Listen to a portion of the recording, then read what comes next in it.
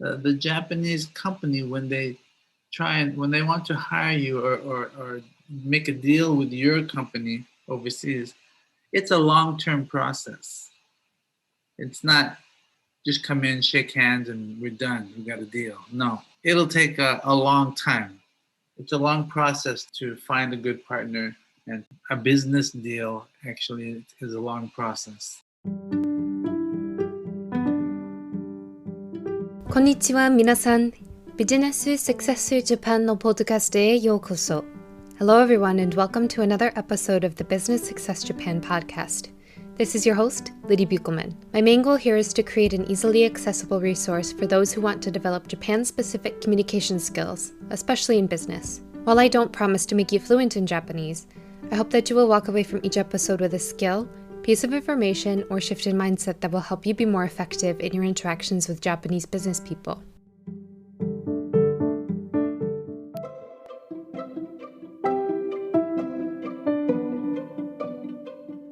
Also, one quick note to let you know about what's been going on recently with the popular new social media app, Clubhouse. It's not only blown up in Japan, but the community of foreigners who work in Japan or with Japanese companies has been growing lately as well. So, if you have an iPhone and are interested in joining in on the conversation, please reach out to me on LinkedIn or email me at businesssuccessjapan@gmail.com to see if I still have some invitations to share. I'm looking forward to seeing you there. Just a quick reminder to please rate and review the podcast if you enjoy it. It goes a long way to helping others find the podcast and learn more, and it also helps me to keep going as an independent creator. So thank you in advance. In today's episode, I'm chatting with Alan Acosta of Workshift Solutions, Japan's largest platform of registered overseas freelancers. Workshift Solutions allows companies to quickly and inexpensively access talented, multilingual overseas freelancers online for inbound and e-commerce support, multilanguage translation, overseas market surveys, overseas market research, telephone appointment services, sales channel expansion, design, and much, much more. Alan himself grew up spending many years of his life moving from country to country, learning new languages and lifestyles before settling in Japan. We'll hear more about his experiences and his work at Workshift Solutions in the interview. But before that, let's go over some Japanese. In the previous episode, we learned 自己紹介 自己紹介 自己紹介 自己紹介 simply means self-introduction in Japanese. But it will come up fairly often during your time in Japan, so it may be worthwhile to just go ahead and memorize the word. Today, we'll learn another phrase that's important for people living and working in Japan. 就職活動 就職活動就職活動 This term is a compound of two Japanese words.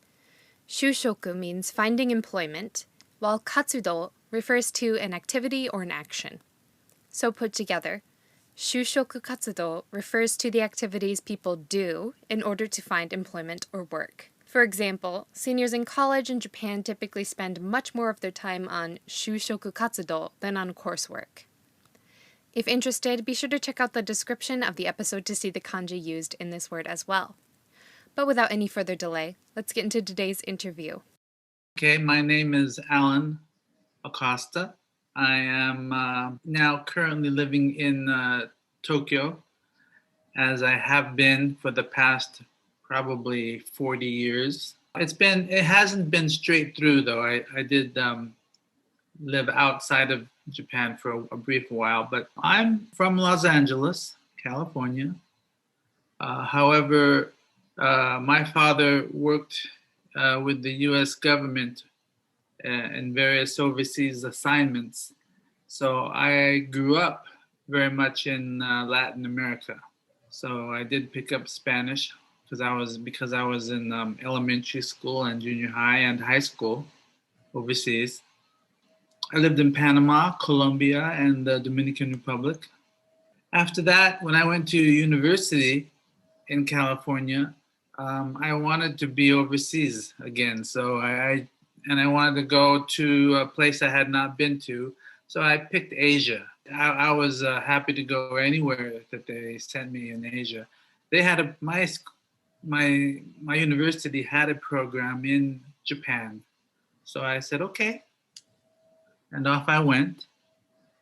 So I spent my sophomore year in Japan. I started to learn Japanese when I arrived. So when I came back to the United States to finish my university, um, I continued with Japanese, and right after graduation, I found a job in Japan with actually the program is now called JET. You may have heard of it. It's quite big. When I was in that program, there were only about 30 people in the whole country, and it was at that time it was called the Mombusho English Fellow. So on my CV, basically I write it as Mombusho English Fellow. That's what it was called. About a few years after I left that program, they changed it to JET. So the organization changed a little bit, and I think these days there are probably 100. There are more than 100, I think, jets at any given time. I think there are a lot of jets. But it changed. The organization name and the organization itself changed very much. So I spent 2 years in Ehime with the JET program, and after that, eventually I studied Japanese at Japanese Advanced Center.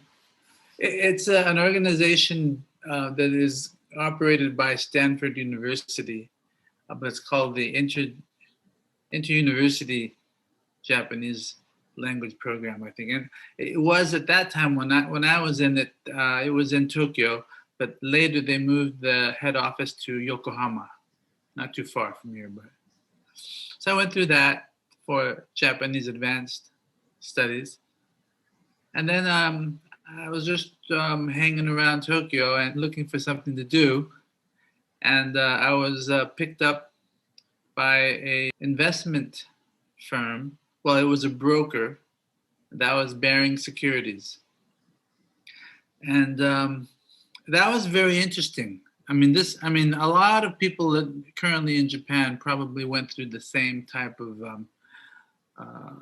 experience where they basically just picked me up off the street because I was fluent in Japanese.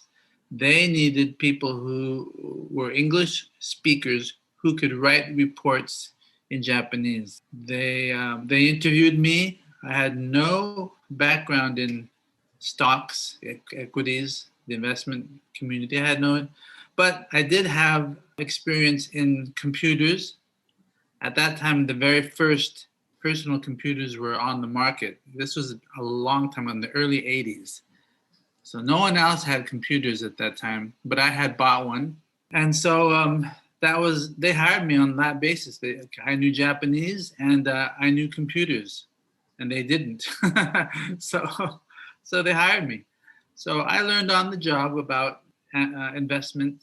I was hired as an analyst, and my job was to visit Japanese companies who were listed on the stock exchange, visit them, interview them, and write reports. That's what I did. That was how many years? 8 or 9, maybe. And actually, after that, actually, they sent me to Buenos Aires in Argentina because that market was starting to pick up. I spoke Spanish, and they needed someone who could write reports for them in Buenos Aires. So off I went for 2 years in Buenos Aires, and I didn't think I was coming back to Japan, but a lot of things happened, and I decided to come back to Japan eventually 2 years later. And then when I came back, I joined Nomura Securities and basically continued. Well, it was a little bit different. I wasn't hired as an analyst. I was hired in the equity department, but primarily my job then with Nomura was to take foreign investors who come to Japan, take them to visit Japanese companies and interview. Well, I would interpret for them into English as they visited these listed Japanese companies. So this is very much the same job that I was doing as an analyst, except that now this time I was just giving the information to a foreign investor who was with me, who I was taking to visit the companies. So that was another long period. What was that about? Well, all in all, I probably was in the investment in the securities business for about 24, 25 years. And as that wound down, I stepped out of the industry, as everyone eventually does, because it changes over those years. The industry changed a lot.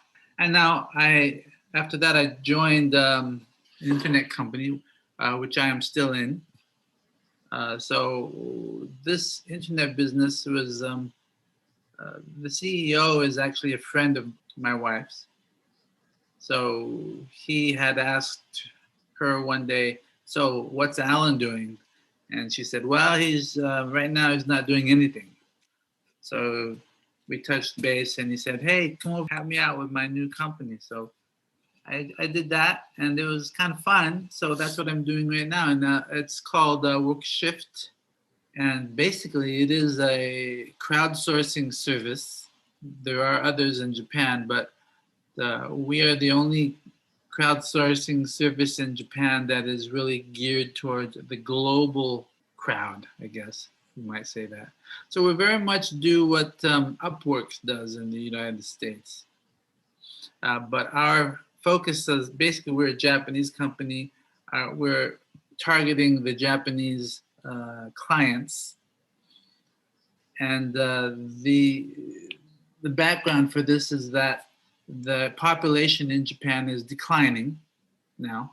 That means their economy is going to, well, all the consumers will be gradually declining as they age and the birth rate gets lower and lower. So we're offering on our crowdsourcing service, the global crowdsourcing service, we have a network then of freelancers from all around the world. We try to hire them based on their Japanese abilities. A large portion of our freelancers, we have 124,000 around the world. Many of them either have good Japanese speaking ability. Some of them are Japanese, many of them are not, but they either have the Japanese speaking ability, they either lived in Japan, they studied in Japan, and or they just like Japan and they like anime perhaps. So these freelancers, many of them have some degree of connection with Japan, and that's the core competence, I guess, of our firm in terms of offering Japanese companies people all around the world who can deal with Japanese or who want to work with Japanese people. Mm-hmm. Yeah. And that's where we stand now. That's what I do. I do a lot of it these days out of my house because we're still in a pandemic situation, as everyone is. Yeah, when we're recording, we're still in February, so that's the situation that this is happening in. But yeah, there's a few points that I'd like to dig into a little bit more. Do you have anything else to say about the declining population issue in Japan? How rapidly is that having an influence on the labor market and everything in the country? Yes, great. I think it was just a few years ago, 2 or 3 actually, or where actually the population peaked and has started to decline over the last couple of years. And that is starting to create a labor shortage, definitely. And it hasn't really had a tremendous impact yet, but it is for sure starting to impact Japanese companies. They are going to start more and more having more difficult time trying to find employees. So the labor shortage is probably the first problem that will arise in Japan. It already has. And secondly would be that the consumers will decline, and so the consumption in Japan from the domestic market will begin to decline. That means Japanese companies will have a harder and harder time to grow. They'll have to, they will have to, well, to some degree, to make up for the labor shortage, they'll have to try and hire more people from outside of Japan. Secondly, to make up for the lack of consumers or the decline in consumers, they will have to try and look for alternative markets overseas. So those two things are happening. And one that I can certainly speak of with more clarity is the labor shortage. This is happening especially at the, I guess we might call it the low end.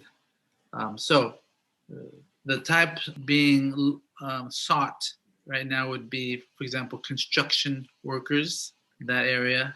And this one, very interesting. I was just at a meeting about this. Well, I was narrating at this meeting from sponsored by the Ministry of Labor.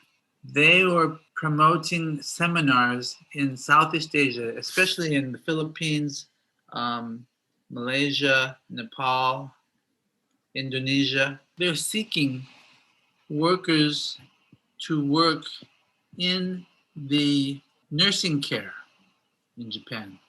So these would be people who look after, who would work in facilities in Japan, nursing care facilities in Japan, to take care of the aged, the elderly people in Japan. There is a growing shortage, critical shortage of people to work in these facilities. A lot of these are in rural areas. It's throughout Japan. And at this narration I was doing for the Ministry of Labor, they were advertising to people in those countries, please come to Japan and work in these nursing care facilities. We will take care of you. We will look after you. We have support. You will have support to find a place to live, to do paperwork work that you need to find a place to live. You need to study a nursing care test. You have to study Japanese. You have to have at least a minimal level of Japanese. We will help you to do that as well. So it's a very I want to say that it's a massive attempt to hire, because this is going directly to those countries. The seminar where the local government, I guess, and maybe working with some private companies, can set up these seminars, invite people who would like to go to Japan, who would like to find a job somewhere, and Japan is willing to pay for all that, help them come, help them learn what they need to learn. They need to learn some nursing care, some basic nursing care skills. And then when they go back to their home country eventually, they'll have those skills to apply in their home countries. So many of those countries, they don't have nursing care facilities as progressive, I guess, as Japan's, or as developed as Japan's. But they understand that because in many of those countries, the children of elderly basically take care of their elderly. In Japan, that would normally be the case, or I guess maybe in the old days it was. But these days, children generally don't live with their parents anymore. The parents usually live in rural areas, and the children usually basically move to crowded cities where the parents don't join them. So all in all, it is a massive, basically attempt, I would say, by the Japanese government to find and lure, or you might say promote these jobs to Southeast Asian countries to find manpower for nursing care. And it's a very well written out. It's very typical of Japan to do a very good job and thorough job of setting up developing this. They had in Japanese, and I translated, and then I did the narration as well. After I did that work, this was last week.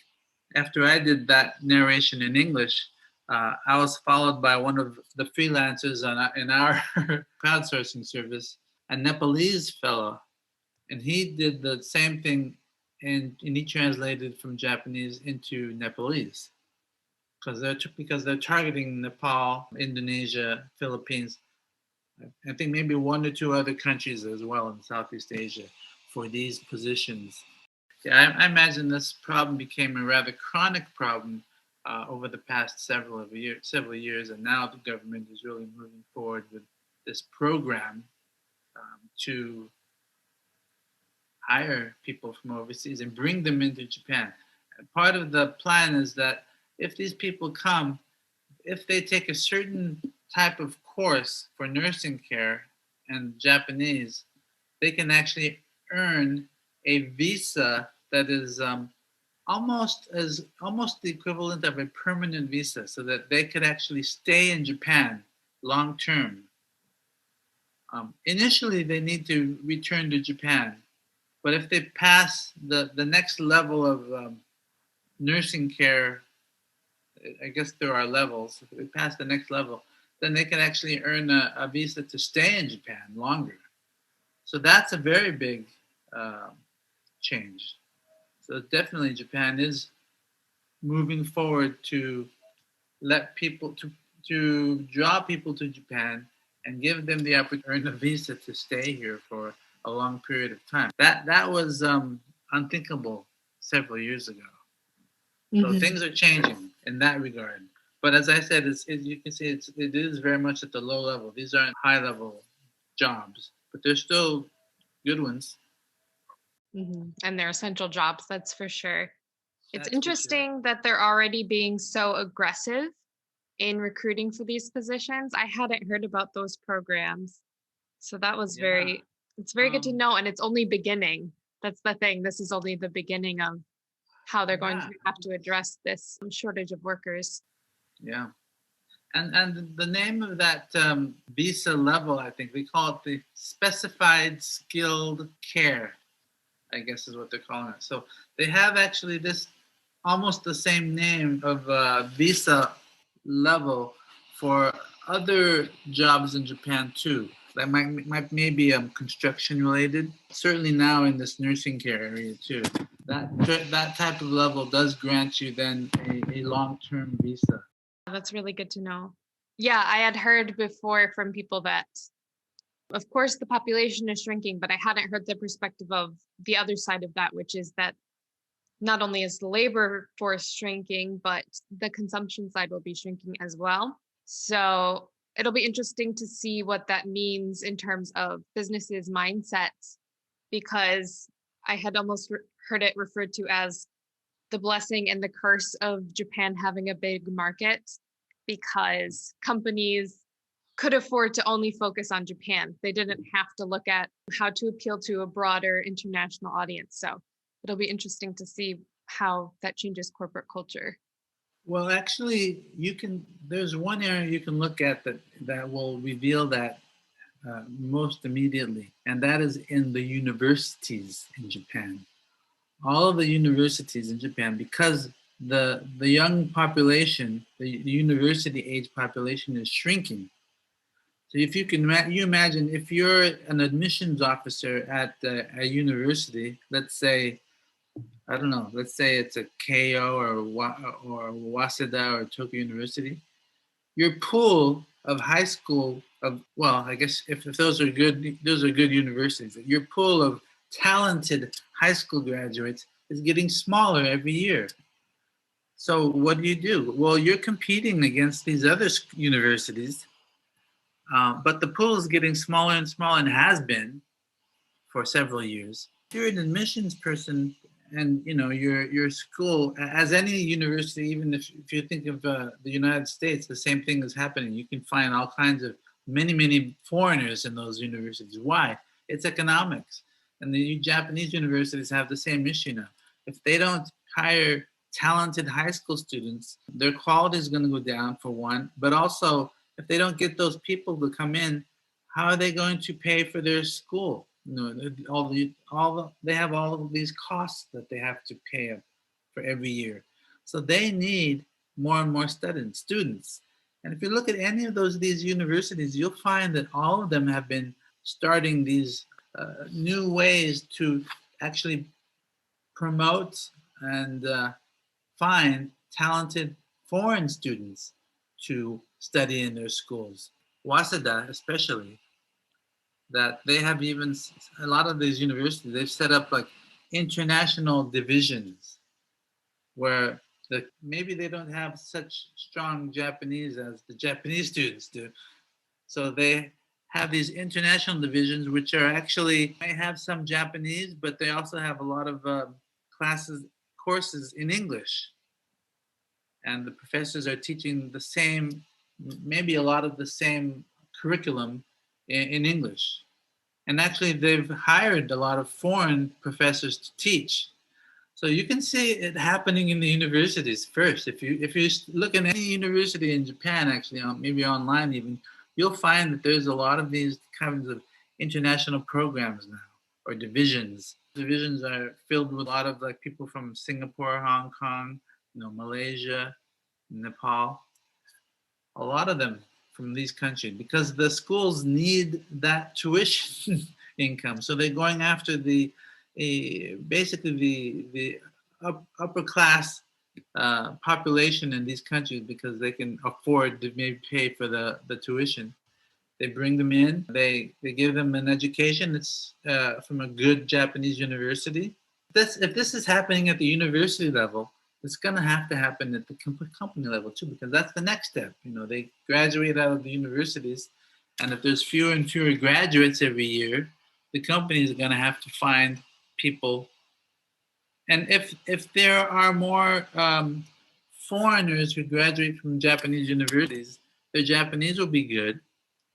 The problem is many companies, even still now, even if they speak Japanese, they often are very reluctant to hire someone who's not Japanese, mostly because their Japanese level is not as strong as a native speaker, obviously. As you know, the Japanese corporate life has very specific rules, but Japanese itself is also has very specific nuances.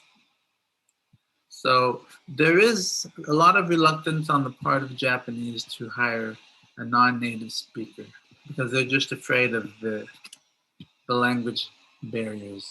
I myself, interestingly, as I look, part of my job is to sell our product. So I'm doing a lot of sales as well. And we're trying to sell our freelancers overseas. So we're trying to contact Japanese companies who have an overseas operation, and we can sell them maybe, hey, you're interested in Southeast Asia. Well, we have some freelancers in maybe Malaysia who can do that sales skill, who have a sales skill for you. They speak Japanese. You can hire them to do a special task. And when I'm doing that, when I'm looking through Japanese companies, interestingly, I find that a lot of Japanese companies with overseas operations, it might be in the US or Europe or in Asia or even Africa, a lot of those people that they are hiring recently are actually foreigners who studied in Japan, learned Japanese. So there are a lot of foreigners in these Japanese companies, but they're hired because their specialty is overseas business, and they have the local language already, and they have Japanese now, so they can work with the management and still get what they need to do in a foreign language, be it French or German or Malaysia or in Indonesia, Bahasa. So that's one area where I have found a growing number of foreigners in Japanese companies. But that's just a very small niche, special niche. But the rest of Japan is going to have to start to really, if they want to find talent, they're going to have to dip into the market of foreigners. I mean, they have to do that because this economy is going to shrink. Yeah, it's definitely interesting to hear that the colleges are such a clear example of what's going on. It makes sense that that would be the most obvious first bottleneck, because with labor markets, you can fudge things a little bit by having people work a little bit longer or just making do with fewer people for a little while. But with college, you're literally only there for 4 years and then you move on. Yeah. So yeah, we'll see It's how. just an economic issue, and you see the same thing happening in the United States, right? Those universities have a lot more foreigners, and Japan has to do the same thing. If otherwise, they can't fill their coffers with the tuition income that they need. Yeah, so I can almost see in some strange way a little bit of an echo from the 80s, where foreigners had a big opportunity by being in Japan because they were so desperate to have people just work there. And again, in the coming years, that could be the case in some way again because of this labor shortage. So we'll just have to wait and see how that pans out for people who want to work in Japan or with Japanese companies. So what impact do you think the current pandemic specifically will have on how Japanese companies approach work and hiring? Oh, wow. That's a great question. Certainly, the government here has asked companies to try to reduce commutes to the office, try and cut back staff, and have 70% of their staff work at home. They've been asking, or pleading, you might say, pleading, in order to reduce congestion and people in the city, and asking everyone, try to promote, in each company, try to promote working at home, online, use the internet, use Zoom to get your work done at home. So try not to let all your staff come. Try to keep stretching out to like a year now, and it's going to still continue for maybe the rest of this year. And if that's the case, these stay at home, working at home activity will probably start to make some kind of inroad the company's culture itself. That's just inevitable because it's you would have thought that maybe you could test it out, but in this case they're testing it out, but it's forced upon them, and so there will be changes made, and so to some degree it's going to stick. Anecdotally, I've just heard quite a few people say that, of course, up until now, companies were all saying, oh no, it's impossible. Everybody has to come into the office all the time. Yep. And then once the pandemic hit, suddenly it was possible for people to work from home. And a lot of those same companies are now committing to at least some days a week at home. So yeah, I can definitely see that starting to take hold, which is exciting. So can you tell us a little bit more specifically about what tends to make freelancers appealing to Japanese companies that are looking to hire them? No. The reason is because we haven't really made that much progress in convincing Japanese companies to do that. So it sounds like a no-brainer that they would want that. But the reason is many of them, they're thinking this way. This is what they've sometimes said to us. We'd like to hire this, someone like, for example, in the Netherlands, but we don't like the idea of hiring a freelancer because we haven't trained them. We're not sure how loyal they would be to our mission. Our HR department hasn't vetted them. So there are those, and those are also all very basic, very elementary reasons, I guess.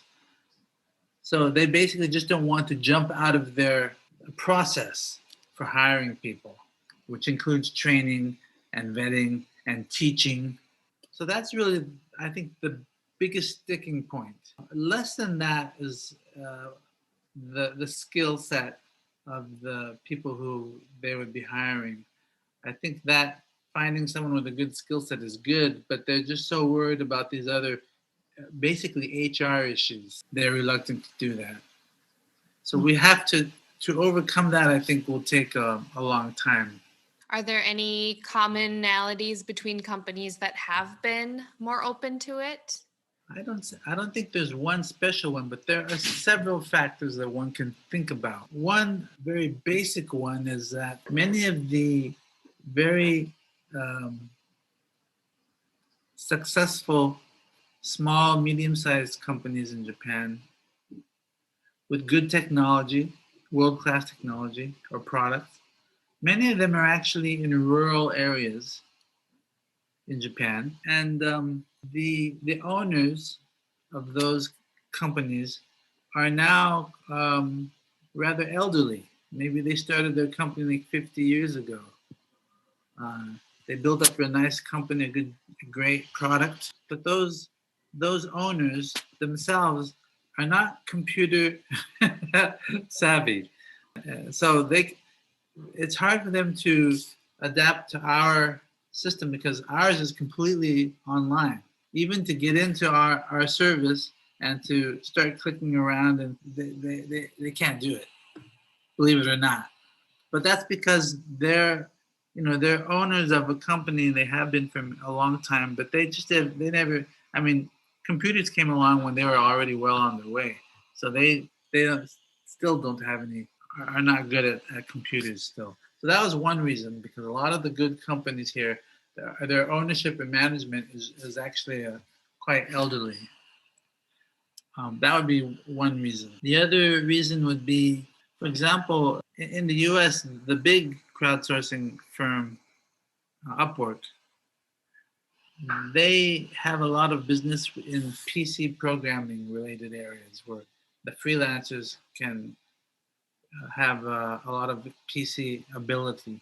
But the problem with is the language one for Japan, I think. If you're a PC manager in Japan, usually the PC programming geeks, if you will, those are usually not the liberal arts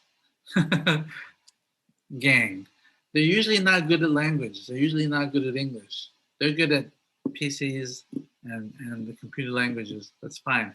But so they're not usually those PC managers. If they're not good at English, how are they going to communicate with these freelancers overseas? Who, it's the same way. The PC freelancers overseas are also not good at Japanese. So there's a big communication problem there because the PC managers have to communicate and manage the projects of freelancers if they're overseas, if they're people overseas anyway. So that's an area in our crowdsourcing service. We have very little PC programming types of freelancers. Most of the jobs are in translation work or in sometimes interpretation on site, and sales, marketing, um, a lot of influencers overseas who can promote your product. Those are the main areas. Another big area actually is, and this is where the pandemic has a negative impact on our services. A lot of the clients who stick with us are related to the travel industry. But with the pandemic, no one's going anywhere, either domestic or foreign. No one's coming to Japan either, because that's how everything is right now blocked up. But that would be, so if anything, the pandemic in that sense is a very definite negative, because a client of ours, for example, would be JTB. And it's slow right now. It's very slow because in the past couple of years, actually, foreign visitors to Japan have been have grown a lot, and that has become a very big market for the Japanese, especially in rural Japan, but also in the cities. That they were bringing a lot of income to Japan, and the travel companies have benefited from that a great deal. So this is a big negative impact right now, the pandemic. Yeah. Especially that's killing the travel industry. But again, that's just something that we'll have to wait and see how much of an impact it has and how much it changes things and how much it speeds other things up. We'll just have to wait and see. But going back a little bit, can you tell us a little more about some other things that might be a bit of a turnoff to Japanese companies besides language ability? I think, well, that would by far be the biggest one, the language ability there, and the awareness or ability to understand or to be familiar with, Japanese management practices, and knowing Japanese is a big part of that. Anyway, really the biggest thing by far. Yeah, it can kind of be hard to separate the language from the culture anyway. So, Yeah. so are there any other types of work that are especially in demand for people who may want to freelance in Japan? Any things that you think may be growing opportunities if people are looking for new skills that might let them freelance in Japan? Well, the biggest areas right now, and this is not freelancing actually at all, but convenience stores in Japan are are very big users of foreigners now. Have a very important reason to do that. It's basically all part of a plan. For example, the convenience store I can think of mostly like 7-Eleven, with a lot of Vietnamese, maybe students who are working in the convenience store. But 7-Eleven, you see, is planning to, or has already begun quite a bit, expanding their chain in Vietnam. So they're basically hiring these people here and they're training them, and then they'll send them back to Vietnam, and they'll be trained 7-Eleven employees. And they'll be able to build the 7-Eleven chain in Vietnam. And the same you can say for almost any country. So they have a plan. Management has a good plan that this is for building their brand overseas and their whole chain franchise. So they are expanding overseas, and they're doing it by hiring these locals from the market that they plan to build overseas. These aren't freelancers though, but these are definitely foreigners. Yeah, that's a very clever approach to trying to enter new Wow. markets. I hadn't heard about that one before. And I've seen several, like, they look like they're Scandinavian employees at 7-Eleven. I mean, they're blonde, so I think they're very much okay. So maybe they're going to start a franchise up in Sweden now. Could be. It's Very definitely an interesting. option. Yeah. Have to see where that goes too in the coming years. Yes. So, do you have any personal examples of a communication breakdown in Japan that you think is due to differences in culture? These are harder to point out, but and going back to this Ministry of Labor plan to hire nursing care individuals, they put out surveys to some of the existing foreigners who are already in the program, and they asked them in the survey, what are some of the differences that you encountered when working with the Japanese? These aren't companies; they're more organizations. One of the main answers was often punctuality. So these are I don't know if they're from the Philippines or Indonesia or I don't remember which country they were from, somewhere in Southeast Asia. But they said, well, you know, in my country, if you arrive on time, even if you arrive a little late, it's okay. It's not the big deal. So in Japan, if you're supposed to be there at 9 o'clock and you arrive at 9 o'clock, you're already late.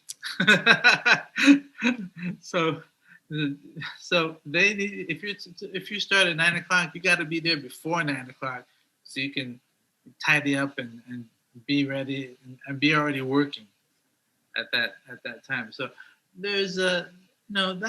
I think that's a minor. In their response to the survey, basically they had replied that they have learned and got used to the requirements that the Japanese organization has and what they expect you to comply with. And it wasn't a big issue, but at the beginning it was a faux pas. They definitely made mistakes by not arriving earlier than on time. That's always a big one, I think. One that's Yes, easy to overlook. yes, yes, yes. So then, besides punctuality and maybe besides language as well, if you were speaking with somebody who wanted to go to Japan for business or to find a job, and they could really only learn one thing about the country or the culture before they went there, what would you choose to teach them? Yeah, so I thought about this question before. I don't have a singular answer. I'm thinking, though, from a Japanese company's point of view, and this is what I have heard over the years, that the Japanese company, when they when they want to hire you or make a deal with your company overseas, it's a long-term process. It's not just come in, shake hands, and we're done. We got a deal. No, it'll take a long time. It's a long process to find a good partner. And that would be the first thing I guess I could say. And that's really a business deal, actually, is a long process before they're comfortable enough to sign up with you. If you're an individual, it's well, definitely the language is a very, very important bar to clear because, as you know, the levels of politeness and the nuances of that are very important to just fitting in and communicating with the locals. So, is there anything else you would like to mention to my audience? Anything we didn't get a chance to talk about before we head off for today? It's certainly interesting that the way different cultures would react to similar things. But the Japanese culture itself, in terms of business even, is very unique. There are many things that they're very adept at doing. Certainly, fitting in is a big thing. Just finding a way to fit into a job. You have to find your own place and make it work. Well, thank you again so much for your time. I'm happy to do this. I hope it's worthwhile. I hope it's useful for someone. I'm sure it will be. Thanks again. I hope that you enjoyed today's conversation, and be sure to check out the links in the description of the episode to learn more about Alan Acosta and the Japan-focused freelance platform he's working on, Workshift Solutions. If you enjoyed today's episode, please go ahead and share it with a friend, colleague, or connection on LinkedIn to help spread the messages and information shared in this podcast. And please remember to go ahead and subscribe and leave a rating and review if you enjoy the podcast. And feel free to email me at businesssuccessjapan@gmail.com if you have any other questions, comments, or suggestions for future episodes or interview topics. Also, be sure to reach out if you would like to contribute as a guest on the podcast to share your own cultural insights into doing business in Japan. If you'd like to leave a voice message, you can find the link to do so in the description as well. But for now, remember that the more you learn, the more confident you will become as you explore all of the opportunities Japan has to offer you. Until next time, mata kondo.